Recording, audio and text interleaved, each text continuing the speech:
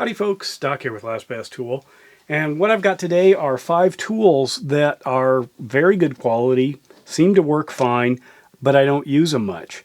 They just have something about them that keeps me from finding them as handy as they should be. So first of all, how about a Snap-on scraper? Tried using this, and one thing I noticed was it was fairly flexible. Nice blade, but kind of a soft plastic. I think it has very good properties for some job, but I'm not sure what that is. Trying to scrape off like window stickers, etc. It's too soft for that. It's too soft for breaking ice off your windshield, but hey, it is a Snap-on scraper. I just can't find a good use for it. If you got an idea, let me know. Another is this Greenlee light. Push button. I've got a little light here. Super handy for getting into places. Problem is your eye doesn't go into those places as well. So I found a few uses for it, but most of the time I can handle it, whatever my lighting need is, much better with some other type of a light than this thing. It looks like it would be really handy. Snap-on even makes something similar. But usually by the time I get it down into something, I can't really see very well, or it's not bright enough, or I have a much better lighting solution. So anyway, it's pretty cool, but I don't use it. Just hangs on the wall.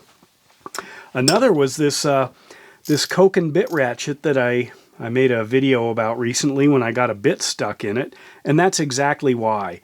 I want to be able to use bits that have this, kind of this quick release, quick lock mechanism in here, but I can't. When I inserted one before, it got stuck. I did finally get it out.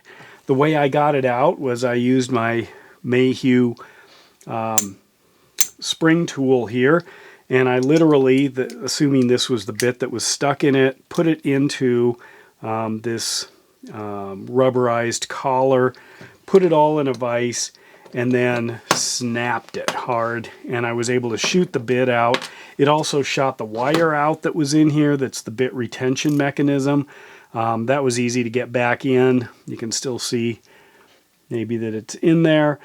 But if I can't accidentally or on purpose drop an extension or anything else in here, it really kills the use for this. If all I can do is stick these smaller bits in. Yes, it's a low profile bit driver, but for the price and for the, the sheer opportunity of this kind of quality in this sort of a form, I should be able to insert anything I want into this and use it. So I don't understand why they didn't build that in, and it's killed my use.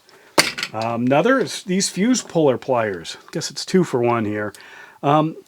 These are the standard. These is a bus fuse puller. You can buy them on the Snap-on truck, or you can buy them in the hardware store. The problem is for both of these, first of all, this is my second set. I snapped off the jaws on one because it was a real brittle plastic, after you hang on to them for a while. Maybe I've even broken, I don't know, is that one broken? Yeah, I've already busted this one. But anyway, what I end up going for now mostly is I've got a various set of different Kleins with usually needle nose, bent nose with different kinds of tips that are just so much better for the kinds of fuses that I work with. Larger fuses, maybe if you've got an old house, or you've got, I used to have one when I was working on houses, 1930s, with knob and tube wiring. Maybe that would work, but there are all kinds of other options. Anyway, for the price, these are about 20 bucks. I just don't use it much. Another one, this one surprised me. This is the Snap-on PWZ 0 size. It is the smallest of the PWZ pliers, which are great pliers. It's kind of a Snap-on pipe wrench, or a Swedish pipe wrench. Great design. What I've noticed though is it is too small for most things. I would much rather grab just a traditional, especially an aluminum one like this rigid pipe wrench here. I've got a full set of the rigid aluminum ones. Absolutely love them. They are heavier, even in the aluminum, but what I found is this is a great, super solid design. it's just so small that I don't run into things as often as I thought that have the size that fits into the limited capacity of these jaws. But I'm not getting rid of them.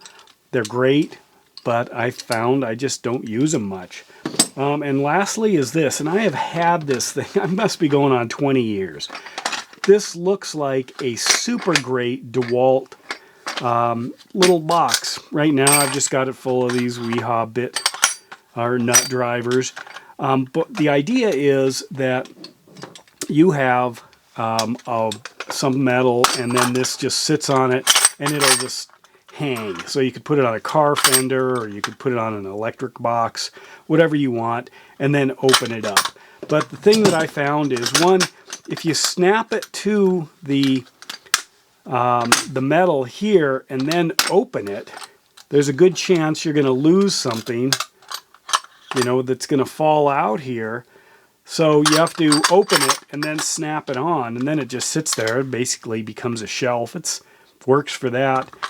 But it's just so handy in theory, but even after like 20 years of owning this thing, I rarely use it. I put a couple of things in it and I stick it on a toolbox for storage.